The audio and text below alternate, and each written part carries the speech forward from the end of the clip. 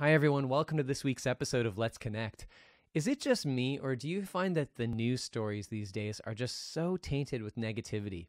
I find that, if you listen to it over the span of a day, just the same stories tend to repeat over and over again, and they're so negative that I end up feeling terrified, exhausted, frustrated, depressed, all the energy that I don't want to be feeling. And I wanted to get to the bottom of this. Why is it that the news is so negative? And yet, these slight little positive news stories drop in and they can be really inspiring and uplifting. But why are we focusing so much on the negative versus the positive?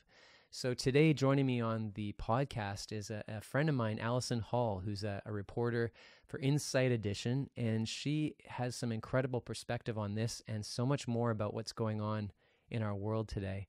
I recently put a social media post out through my my following to just talk about this idea of, don't spend your days listening over and over again to the news stories because, it's good to be informed. I'm not saying don't listen to the news, but, be conscious of when you're listening to the news because so much of it is truly negative and tainted. I'm also just so fascinated right now by what is real news and what is fake news, and this idea that through artificial intelligence, and if you've watched this, The Social Dilemma, this documentary on Netflix, The Social Dilemma, they talk about how now, with the retargeting of ads and the catering to our accounts about what our likes and interests are, sometimes we don't even know what the real news is anymore. So I wanted to get to the bottom of this and talk with Alison about what does she see as the future of the news being in that industry, and how can we mindfully be present when we're watching the news and listening to the news. So I'm going to read a little bit about Alison, and then I'm going to invite you to tune into our conversation today, all about the news, mindfully the news. Alison is a multimedia journalist based in New York City. She's currently serving as a correspondent and producer at America's longest-running national news magazine, Inside Edition. Alison's first independent documentary short was published online by Canada's national newspaper, the Globe and Mail, to much critical acclaim. With Inside Edition, Alison has traveled across the United States, telling the stories that people talk about and share. She has covered the biggest stories of the latest decade, from Black Lives Matter protests in 2014 and currently in 2020, to how America is adjusting to the new reality of COVID-19, to serving as a court reporter for the landmark Me Too movement in the cases both involving Weinstein and Cosby trials. She actually was there in the courtroom. Alison is equally versed in legalese as entertainment jargon, having covered awards shows, red carpets, and get this, the royal wedding of Prince Harry and Meghan Markle in 2018. She comes to the table with so much experience about journalism. We're going to find out how she got into it and her current perspective of the stories that are happening right now in the news. So without further ado, everybody, please meet my friend, Alison Hall. Welcome to the podcast, Alison. I'm so excited that you're here joining us live. Thank you so much for having me. This is so fun. Yeah, I understand this is the first time that you've been interviewed on a podcast. Yes, it is. It's the first time I've been interviewed on a podcast, and I've been interviewed before, but I'm usually the one doing the interviewing. So it feels a little funny, but I'm excited. Yeah, well, thanks for being open to it. I have been following your career for quite a long time, and just watching you grow from being a Winnipegger to now a New Yorker, it's just incredible, like your story and your journey. So I'm really excited to share this with the audience today. Thank you. Yeah. So I wanted to go all the way back before you were a journalist officially, just to your first independent documentary short that you did that ended up in the Globe and Mail. I'd love for you to just tell us how did you create that and what was it about?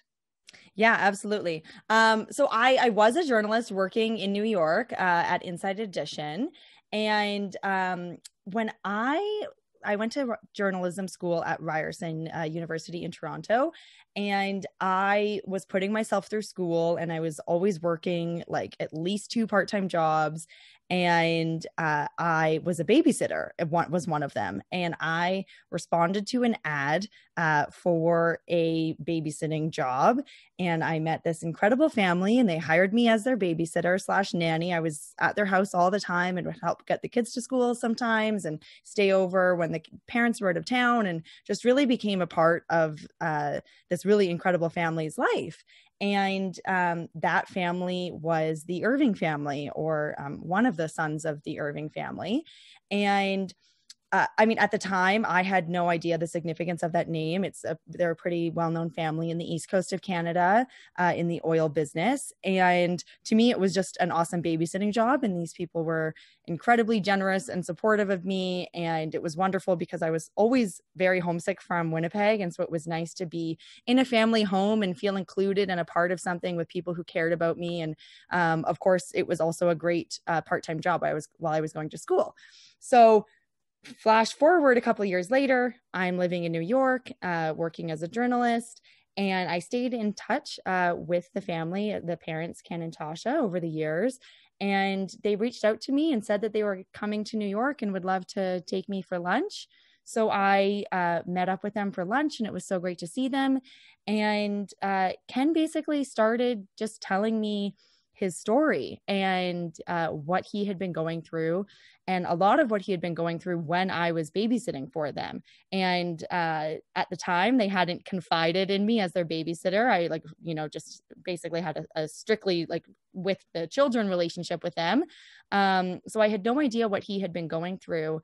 And they told me at the time and started talking about how he might be ready to share his story. And he and his family had been in the media a lot, in Canada especially, and even down in the States. The Wall Street Journal had done a big article, but he had never participated. He had never been interviewed for any of these articles, and at least not in a way that he felt was truly representative of what he had been going through and what had happened. And I mean, being the curious journalist that I am, I kept probing and asking more questions and curious about what he had been through, and learning about his struggles with mental health and how, he was the CEO of this ginormous company, and learning about what he was going through behind closed doors that no one knew about. And I just, as we're sitting there, I think we were eating Italian, I dropped my spaghetti and was just this is a huge story.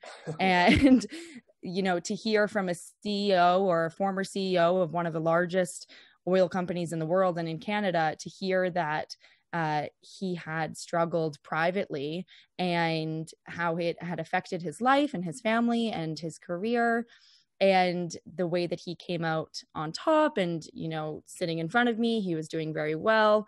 I just thought that it would be so powerful for people to hear from him, and to hear from a man, especially. Mental health affects everybody, no matter their gender, age, race, social status, whether they're a janitor or a CEO of a company. But we don't often hear from those, CEO type people. We see people with success and with money as just that. We don't necessarily pull back the layers and realize that, everybody's dealing with something.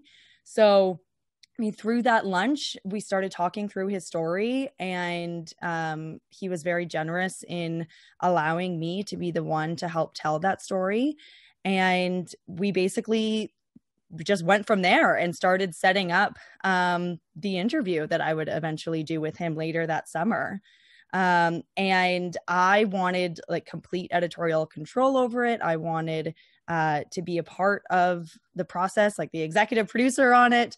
And so basically I made this short documentary, and then I shopped it around to media outlets in Canada who I knew would be interested in his story, who maybe had tried to get an interview with him in the past, and he had never done anything because he didn't, he wasn't ready to come out. And I think it was a bit easier in the coming out sense about his mental health to somebody that he knew. Wow. And that's basically it. The Globe and Mail was interested, and then they did their own piece, which was really well received. A written article by an incredible journalist named Erin Andreessen, and she was wonderful. And I helped along that process, and then they paired my video next to it, and it was incredible. The response to it was really just all I could have hoped for in creating it and making the documentary. And I think for for Ken, it was really rewarding to see that it resonated the entire time that we were working together. Anytime he would be nervous or would be weary about the process, it takes a lot for somebody to open up so bravely. He would just say, if I can just help one person with this story, if one person sees themselves in me or asks for help or perhaps gives help to somebody that they know, then I'll have made a difference. And that's amazing. Yeah. And when the article and the video came out, he got inundated, like thousands of letters. And I even got hundreds of emails and letters, people telling me that they had seen it and what it meant to them. Like the power of what you do as a journalist, like I think it's often overlooked. You've spent like so much time interviewing people, discussing their lives, revealing their lives. And if you took me back to the very beginning of this, like when did you decide that this is what I want to do? I want to be a journalist. Yeah, it's a bit of a funny story because I actually always wanted to be an actress. Oh, yeah. And I grew up in Vancouver and then in Winnipeg, and I wanted to be an actress for as long as I can remember, except I also wanted to be a teacher. And when I was really, really young, I used to like line up my dolls and I would basically, teach them an English class with a little chalkboard and put books in front of them. And then I would do a performance for them. And I would then be like the drama teacher. And I was always like performing or teaching or writing. I would be sitting at my desk writing. So my mom is amazing. And she was really great at encouraging each of my siblings and I.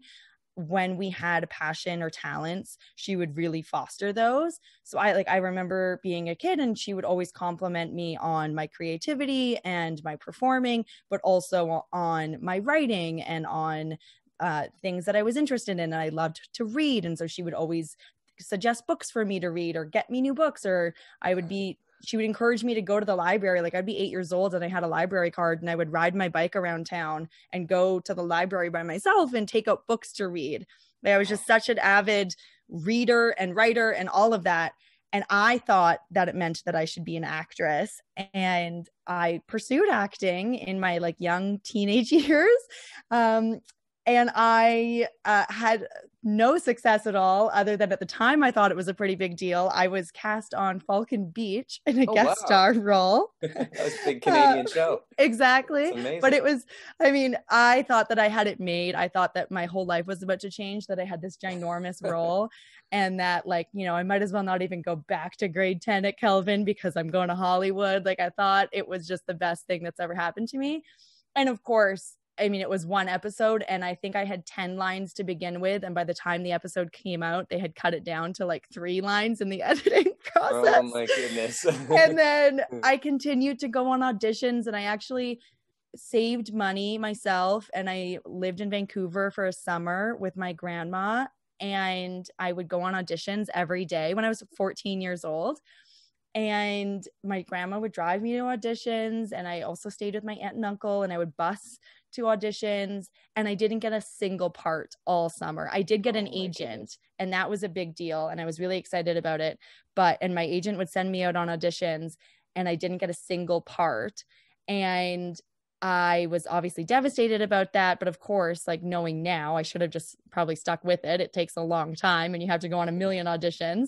Yeah. But being 14 and thinking that my life was about to change and that all I needed to do was go on auditions and something would happen. I just want to pause you. I could totally relate to this. Yeah. Like kindred spirits at that age, because I used to go out for auditions all the time and I never landed any of the roles either. And my brothers would always get them and they were like the sports guys in the house. Like, how did they land this role? So I was always devastated too. I totally relate to this. Yeah. I really thought if you want it, it should be obvious you should get it. Right. Exactly. I'm the one for the part. So yeah. This is what I'm curious about. Like, so how do you go from, the pursuit of wanting to be an actress and then landing this amazing spot at Inside Edition in New York? Like, take me through that transition, because that's incredible to me. Yeah, totally. And sorry. So like literally I'm telling you my life story. It's a long one. And yet I'm only, 29. So basically, I came home from that summer of wanting to be an actress. I continued to do auditions in Winnipeg and abroad, but I was just heartbroken one day to my mom, just, my dreams aren't going to come true. I'm never going to be an actress. And I swear to God, the news was on. CTV National was on the TV as I was crying to her, and she was consoling me, and she looked up and she pointed at the news anchor woman. I don't even remember who it was. And she was like, Alison, I don't mean to downplay your dreams of wanting to be an actress, but I think that you should be on TV as a news anchor. Like, this is the job for you. Moms always know. They know. And I do. Looked up at the woman, and all of a sudden it dawned on me. I was like, oh my God, that is what I meant to do. I have this all wrong. And she was like, you love reading, you love writing, you're so curious, you're so independent, you're always doing all of these things. That is what journalists do. And you love performing. So not just being a writer journalist, which is an amazing job as well. But she said, if you love performing and you want to be on TV, that's the way to do it. It combines all of these talents. So basically, from that night, I completely switched, and suddenly I didn't even really care about acting. And I just decided I was going to be a journalist. And a couple years later, applied to Ryerson in Toronto and Carleton, actually. And then I went to Carleton for a year, switched to Ryerson. And then basically, there's still a lot more that happens on my way to Inside Edition, but that's the big transition to being a journalist. And I've never looked back. And every time I tell a story or do something like with Ken Irving, I just pinch myself. I'm like, this is what I was meant to do. And I just love it. And it's all thanks to my mom looking up at the TV and going, I think that's it. That's incredible. So how did you land the job at Inside Edition? How did that come about? Yeah. So basically, when I was in university, it was my dream to get to New York. I was very ambitious. And when I decided I wanted to be a journalist, I knew that I wanted to be a journalist in New York. I wanted to work for a national show.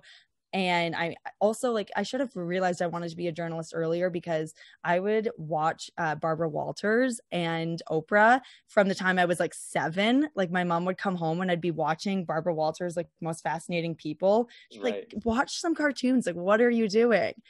So once I decided I wanted to be a journalist, I was I'm going to be Barbara Walters or Oprah. And what do? They work in the United States. Oprah in Chicago, Barbara Walters in New York. I like New York. I'm going there. Amazing.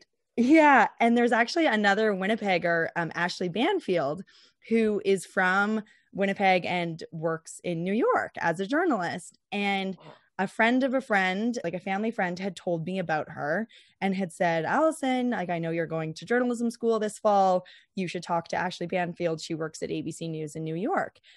So they connected us in one of those classic blind emails. And Ashley was so gracious and talked to this 17-year-old girl about to go off to journalism school and gave me great advice and said, stay in touch. And basically, once I was in second year university, I emailed her and said that I was applying for an internship at ABC News in New York. And did she have any advice? And she was great. And I think sort of helped push my resume to the top of the pile. And I went to New York for an interview, and she met with me as well. And that's basically it. I got the internship, and I credit her completely with helping with that process. I don't know if they would have looked twice at a random resume from a girl from Winnipeg when they have, all of these kids applying from across the United States from very well-known Ivy League schools. Right. But Alison, it was about time.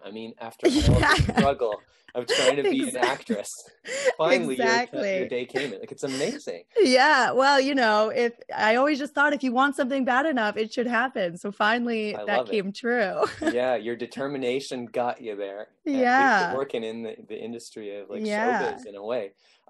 Totally curious about this.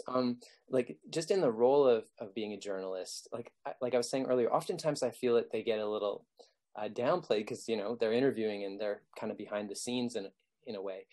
I'm just curious for you, when you're behind the scenes and you're asking questions and you're trying to reveal stories, what do you find is the most challenging part of your job as a journalist?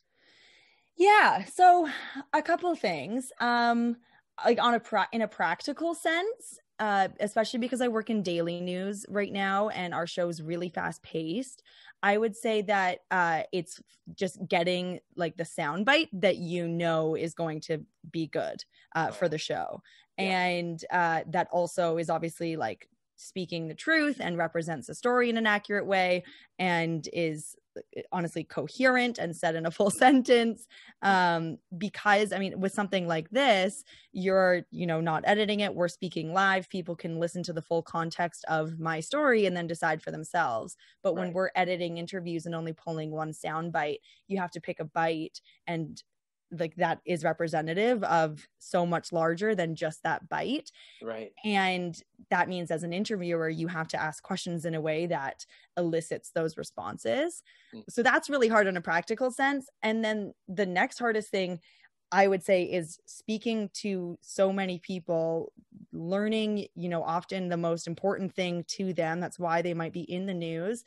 And then only using that one soundbite. And I develop relationships with people and I talk to them for hours sometimes, or I've been talking to them on the phone and convincing them to do the interview.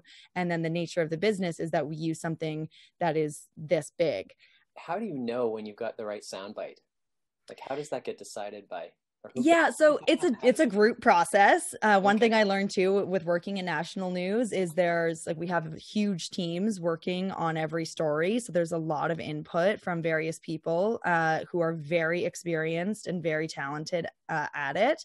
And then just with experience. So I've now been in my role for almost 7 years and interviewing like hundreds, probably thousands of people. And so I now just sort of know what to look for.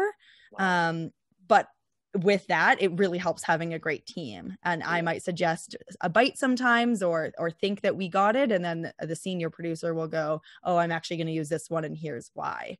So I'm very lucky, like working at the national level, to have that big of a team and also to have people who are incredibly experienced and great at their jobs to learn from. Totally. I'm curious about this too. I mean, I often watch for fun the newsreel bloopers on YouTube. And I'm just curious if you think back, like, do you ever get in those situations, embarrassing moments? Like, what might have been like one of the most embarrassing moments so far as a journalist? Yeah. So I would say for me, I get thrown into some pretty hilarious situations.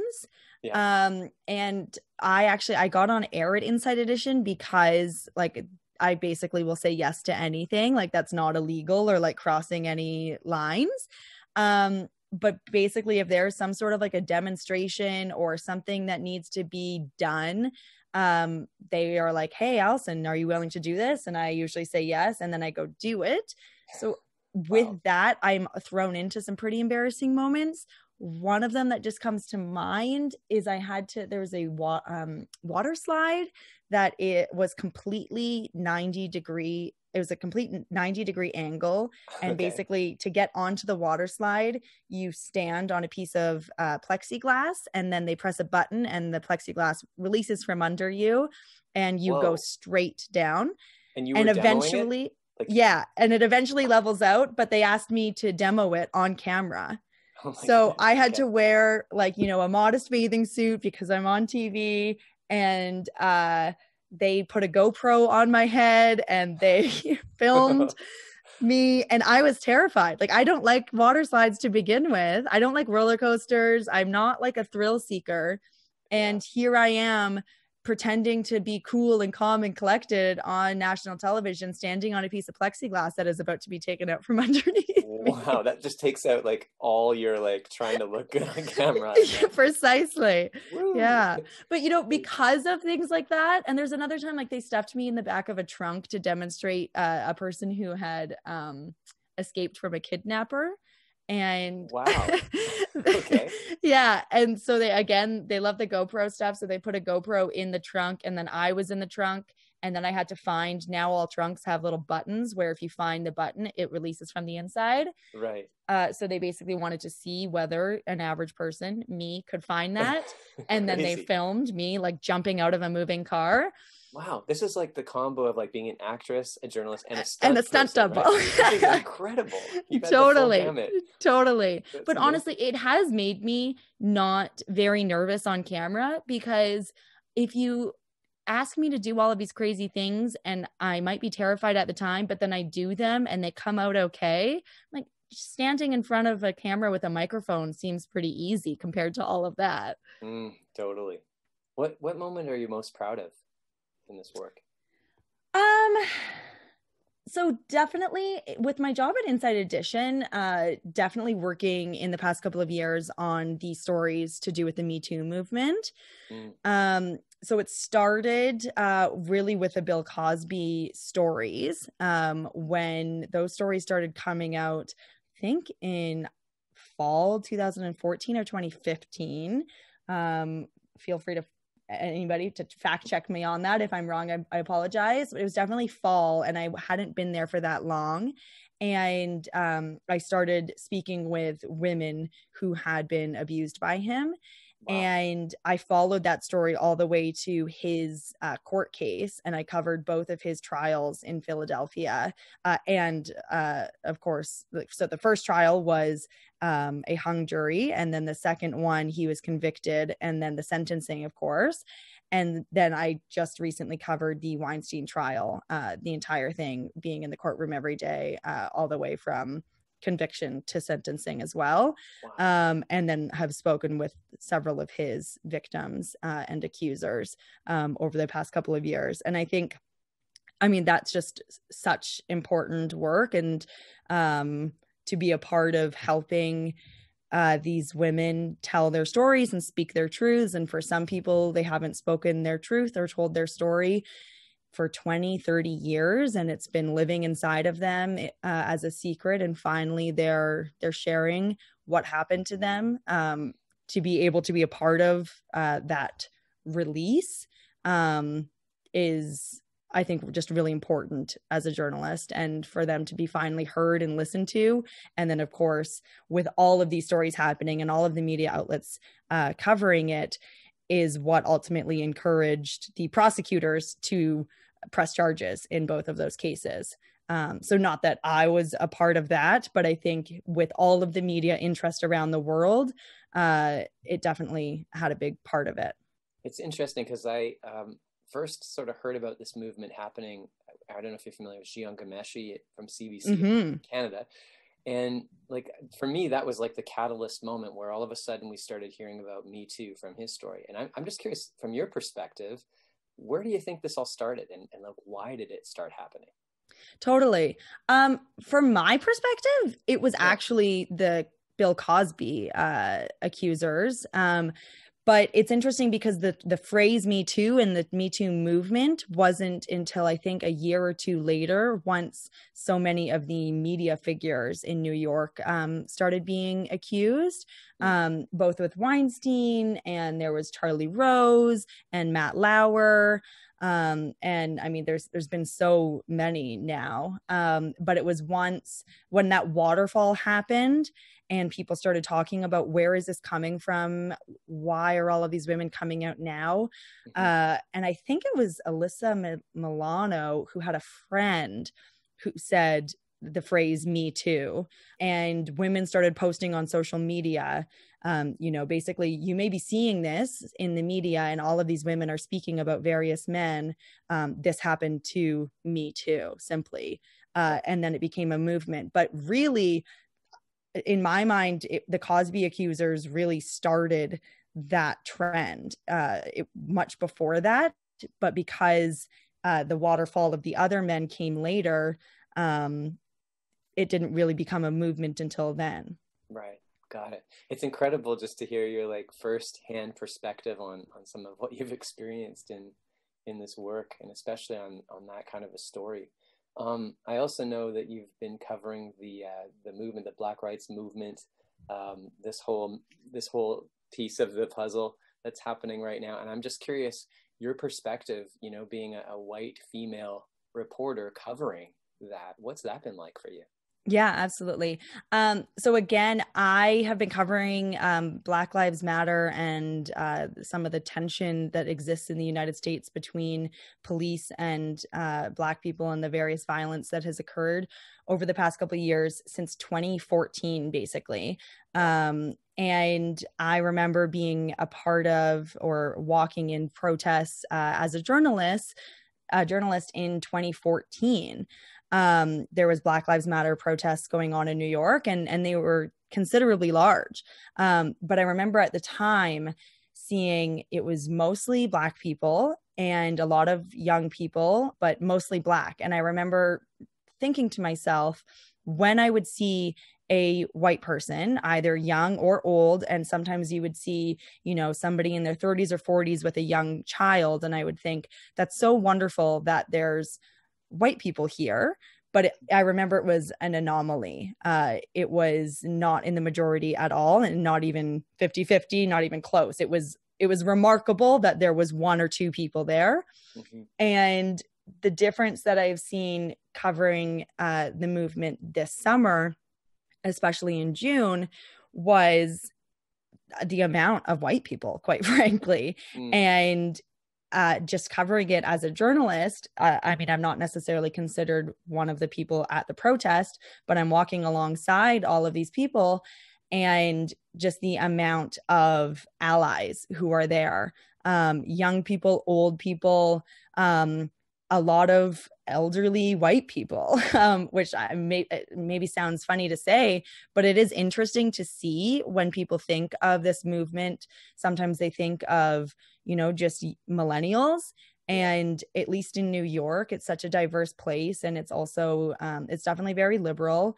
And walking along and seeing, an 85-year-old woman, white woman in a wheelchair, join just as people are walking by her house. I literally spoke to a woman who was 85 and said that she's been fighting for this her entire life. And she was so happy that she had the chance to be a part of it now as well. So I think that has just been really interesting to see the change over the past several years of the amount of people getting involved and realizing that this is not a Black person issue, and that until everybody gets involved, no matter your race or the color of your skin, it's a discussion that needs to happen among everybody, and everybody should be angry about it and should be interested in working on it.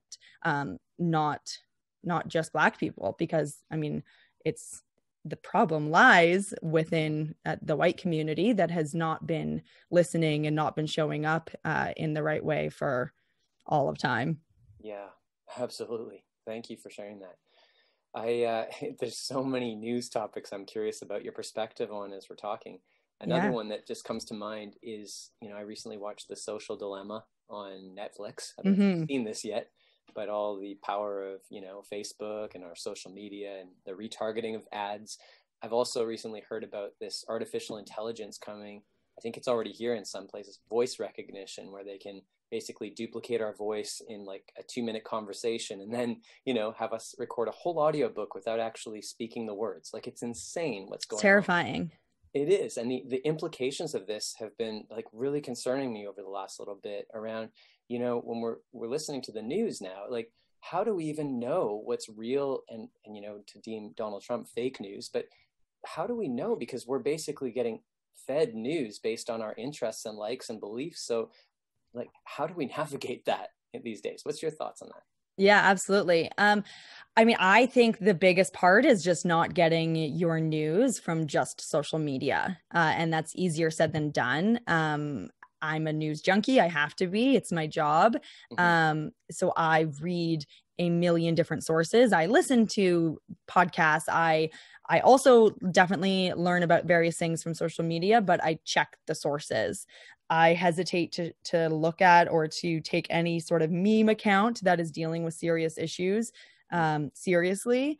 And you have to make sure that people who are, that goes also though with saying that people using social media there are people using social media to spread news in a productive way and in a good way, but you have to make sure that they have reputable sources, and then go and actually read their sources. If somebody is quoting a study on social media and they say that the Wall Street Journal released it, go and make sure that the Wall Street Journal actually did release it and read that article. So I think that that's the biggest thing. The days of, waking up and grabbing your morning newspaper and just reading that one paper are long gone. And I mean, that's how I grew up. I would read the Winnipeg Free Press every morning with my family around the breakfast table. I think now, to be a smart and engaged consumer of the news, you have to have a whole repertoire of sources, and you have to find ones that you trust, but that are trusted broadly, because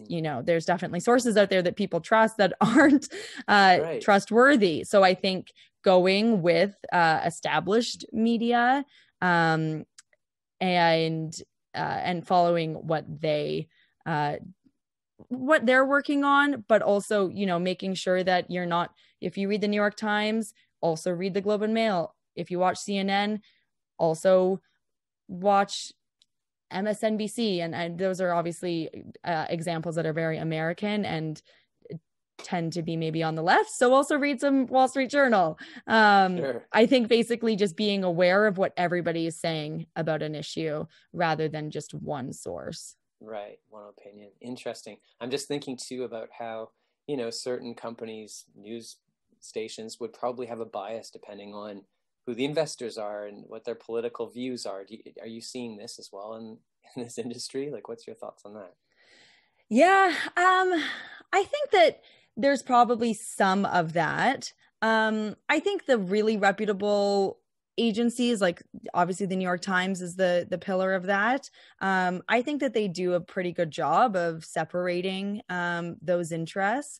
And it's also never something that I've been exposed to where I work at all. Like it's very important for newsrooms to maintain complete editorial independence from whoever may own them. And honestly, I think that would be very organized. Like, we're just trying to get the show on the air. I can't even imagine thinking like, oh, what do these people think about it?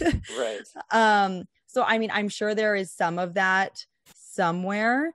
But I think if you're going with more reputable established sources, also who are very transparent, if there are ever connections with a reputable news source, that news source will say, one of our investors is a part of this company that we're reporting on. And I think that being transparent about it, and when you see that sort of transparency, you can know a little bit more that they're trustworthy, because at least they're admitting it, and they might even say how they're handling that cross section and how it might work together. Got it. I'm curious, as we're talking too, just what do you see the future of the news, the industry of the news? What do you see the future being? Just where are we going in terms of what we're going to see? $1 million question. If I had the complete answer to that, I would be doing really well. Yeah. Yeah. I think that there's been an extreme democratization of the news the past several years with social media.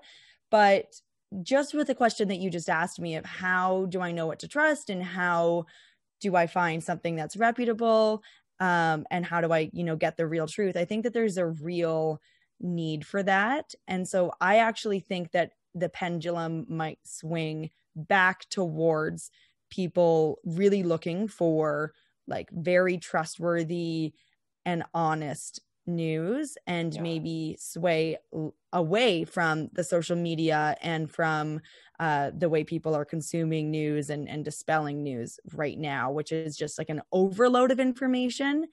I actually think, even the New York Times podcast, The Daily, is so popular. And I think people love it because they trust the New York Times. It's just simply a great podcast, but it's also, they give you the information in such a great like nugget. It's 25 minutes and you feel like you really understand an issue. And I think that using that model, I think a lot more news organizations are maybe going to pick up on that. People don't want to be reading. It takes a long time to be a really informed news consumer. You have to read a lot. You have to consume a lot. And I think that hopefully, at least I see it, there's going to be more trustworthy sources doing that, like pared down reporting, like similar to that podcast, which is doing it in an innovative way. Like, you know, the New York Times didn't have podcasts probably 10 years ago. So that's something that's new, but they're using their old ways of integrity and truth and reporting in a new medium, which I think is really cool. That is cool. You know, I'm also curious. I have so many questions for you about this. Your opinion on this, like, why do you feel people gravitate towards negative news? I mean, when I turn on, I even encourage people not to always watch the news, like constantly, because it's on rotation, gets into my DNA, and it's just, most of it's negative. And I'm like, ugh.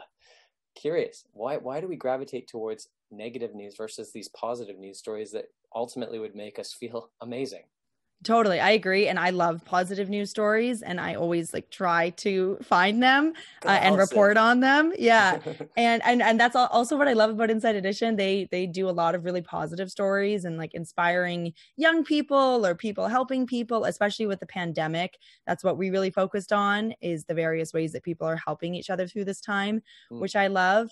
As far as why that is what people are gravitating towards, I unfortunately think there's like a couple of things, but from a consumer's perspective, I think people like the drama. I think they think it's interesting. They want to know why. It makes for a good story. Like, would you ever watch a drama on TV that was just like simply no drama? Right. Well, I think back to like Mr. Rogers. I absolutely love that show. Yeah, but you were a child. That's true. Yeah, presumably. Yeah. And then I also think that there are like real, of course, serious issues that people are dealing with. And by reporting on them, even if they're negative, maybe some change can happen. And I think that is, from the reporter side, what people are trying to do with maybe a negative story.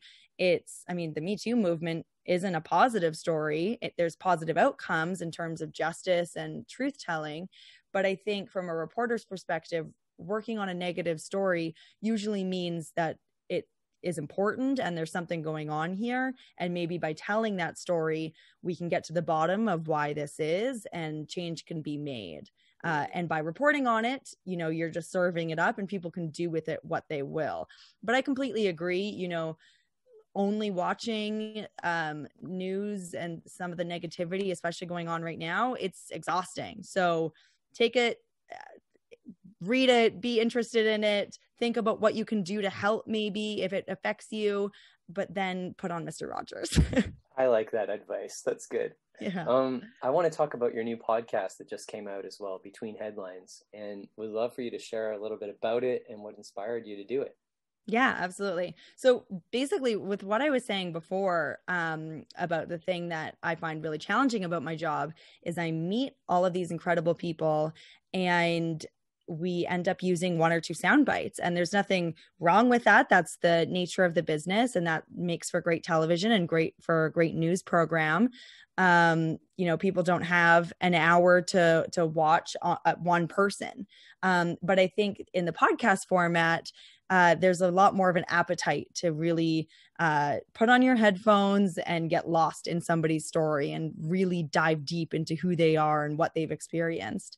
And I'm a big podcast consumer myself. I always pop on my headphones and I clean or I make dinner or I go grocery shopping, and you can just learn so much from other people. And so for years, I've been meeting these incredible people in my line of work, and I sometimes really connect with them. And I just think I want to tell their story in a deeper way. I want to go, you know, beyond just the headline of the story and what the big news item is, but I want to know who they are, what keeps them up at night, or what's going on with them. One of my first episodes is with a woman named Jeanette Sonerchia. And when I met her with Inside Edition, she was just so incredible. And she was one of the reasons why I decided to start the podcast. I was speaking with her and she was telling me about her husband who had suffered from ALS, and he unfortunately passed away. And she was this very tiny woman. And as we were talking, it came out that she would have to like help him if he fell out of bed. She would personally lift him.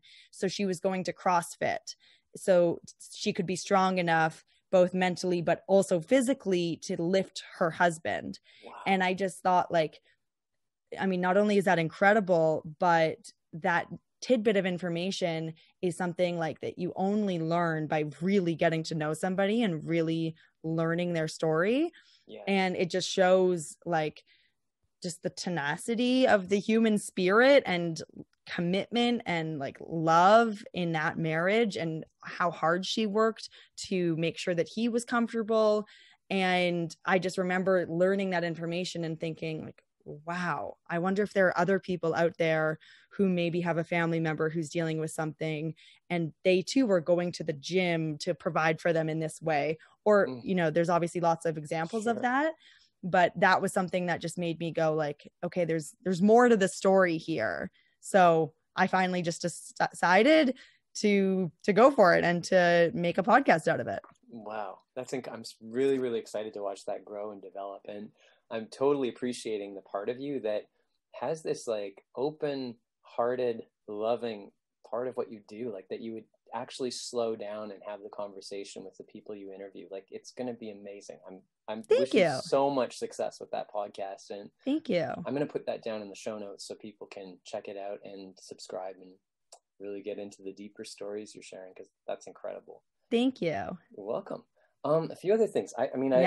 We're friends on Instagram, so I follow you on there. And it sounds like you've been through quite a bit in the last little bit. I mean, I understand that you had a bit of a breast cancer scare. Yep. And then you got engaged. And it was all like kind of, it seemed like within a month. It was. Yeah. It was actually within a couple of days. Yeah. And so I'm just curious, like, what you make of this, and how did you deal with like the extreme ups of getting engaged and the down moments of this cancer scare? Yeah, totally. So yeah, 2020 has been a really crazy year for everybody, and myself included.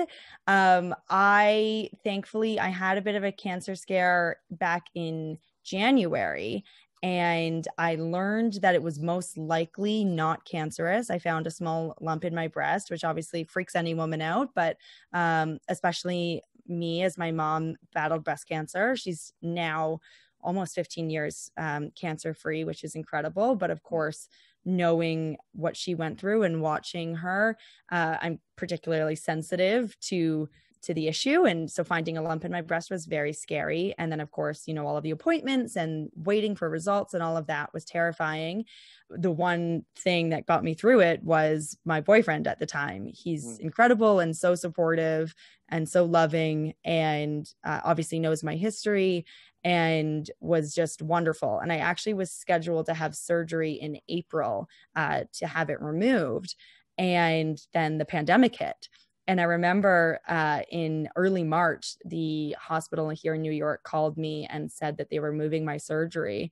And I was like, what? That's crazy. And they were like, you know, we are canceling all surgeries that aren't like super urgent.